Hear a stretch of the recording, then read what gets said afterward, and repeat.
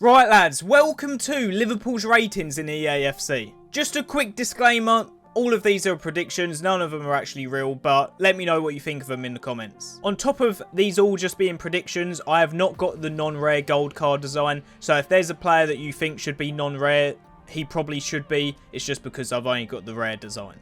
As most of you probably know, Liverpool were terrible this year, so yeah, there's a lot of downgrades. But starting off with goalkeepers, we have Alisson, and he has gone up by 1 rating.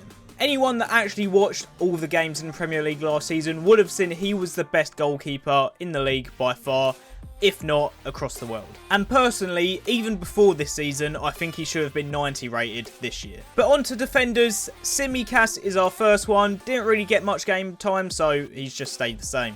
Then we've got Gomez, probably one of the worst players in a Liverpool shirt this season. He has been downgraded to 79. And if any of you think that that's a bit harsh, no, he was one of the worst players by far. Then we've got Matip, down from an 84 to an 82. He didn't have the best of seasons. He was injured for a fair bit. So yeah, he is getting on a bit. I don't know if he will be at Liverpool next season, but I've kept him anyway. Moving on from Matip, we've actually got one of the better defenders this year. That is Ibrahima Konate, one of the best young defenders in the world personally for me, and he has gone up to an 82. Now another downgrade to the Liverpool team, Andrew Robertson, 87 to an 85. He just wasn't all that. And then his partner in crime, Trent Alexander-Arnold, going from an 87 to an 86. And before you go, how is Robertson worse than Trent?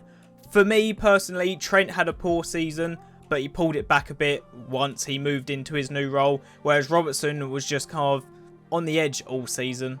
And that is why I think Trent deserves a -1, whereas Robertson a -2. And then the final defender for Liverpool, it is my boy Virgil van Dijk. This one pained me a bit, but he's gone from a 90 rated to an 88. I think it's fair to say this season we have seen glimpses of his old self, but the injury he's never got back to his best. Moving on to midfielders, we've got Harvey Elliott at 75 rated. Honestly, he probably doesn't deserve the upgrade this season, but for me, last season, he should have been a 75 rated gold, so that's why I've boosted him up to a gold. Nothing more than 75. Hopefully, he proves himself this season. Then another youngster in the team, Curtis Jones, actually getting an upgrade to a 77, which I think is deserved. I'm not going to have his little patch at the end of the season and go, yep, he deserves to be 79 rated. He gets a +1, but let's be honest, until he has a full good season, he's got to stay that rating. Then we've got the captain, Jordan Henderson, deserved downgrade to an 81 rated. Genuinely don't know how he was still aboard in FIFA 23. However, in EAFC, he does not deserve to be any higher than 81 rated. Moving on to another midfielder that just wasn't great this season, Fabinho going from an 86 to an 84, and I think even an 84 is being very generous. It pains me to say it, but he is past his best. Hopefully we get a new DM in during the transfer window, but yeah, he deserves this downgrade massively. Now the final midfielder might be a controversial one, but it is Thiago with the same downgrade as Fabinho, going from an 86 to an 84. And I do think Thiago is quality, but he's just injured all the time, and he is not the player we got from Bayern. For me, he definitely deserves a downgrade, but I was debating whether to keep it as an 85 or an 84. And personally, where he's getting on a bit now, I've downgraded him to that 84 because I just don't see us getting that player we saw him at Bayern.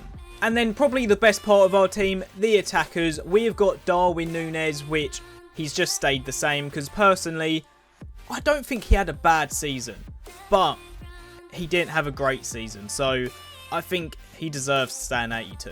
Then we've got Diaz, who was pretty much out for most of the season until the back end, and even then, he weren't great, but what do you expect from a long-term injury? So that is why I've kept him at an 84 rated, because I still think we can get the Diaz we saw before the injury.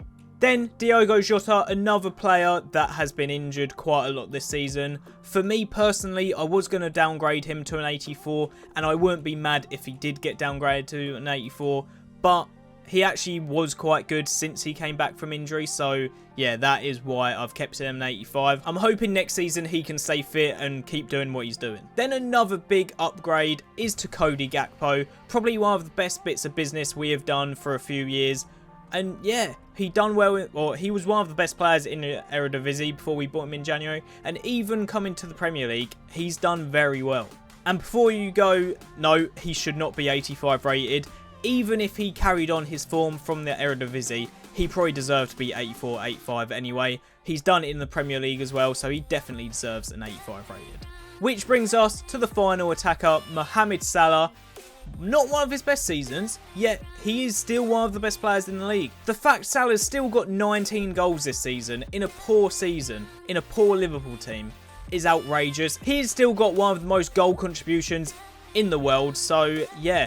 I don't even think he should have been downgraded last season, because I don't know what EA was smoking, but he deserves to be 91 rated. But Salah is not our last player, because we have got a ones to watch McAllister. He has gone from a 76 rated to a 79. He could have gone higher, but I didn't want to push the boundaries. But a World Cup winner, phenomenal for Brighton this season. I'm so happy for him to be joining Liverpool. And hopefully he's the start of the fix in midfield for Liverpool. And we can see that player from Brighton, that player from Argentina in this Liverpool team. And hopefully next year I can come back to this and say, yep, he deserves an 83 rated. But that is the end of the ratings for Liverpool in EAFC. There are some players like Kelleher who I think should be a gold card, but he just hasn't played much this season. So yeah, I've not touched silvers other than Harvey Elliott because I think he should be a gold. However, if you think I've got these ratings spot on or you think they should be changed and my ball knowledge is dead, let me know in the comments what ratings I got wrong, whether some players should have gone down lower or some of them should go up. But yeah, until the next EAFC ratings video, make sure to like, subscribe and peace.